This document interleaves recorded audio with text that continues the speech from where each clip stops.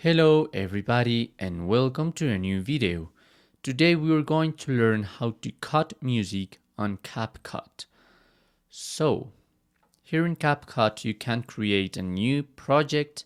I already have one. And here I have several options in the bottom of the screen, like edit or audio.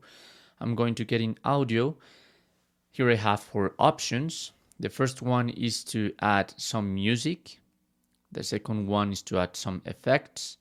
The third one is to find a file of your cell phone. And the fourth one is to record directly into the app. So I'm going to add some music. I don't know, maybe this, Dirty Thoughts, and click on the plus symbol.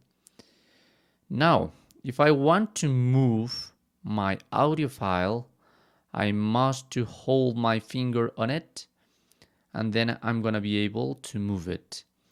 And if I want to split it, to cut it in a half, so I'm going to select the part perhaps here and select the audio, and other options are going to appear like volume, fade, split. So if I click in split, now I'm going to have 2 audio files. I can select one of these, click on delete, and then I'm going to press the other one and to move it until the beginning or so. And that's how you can cut music on Capcut.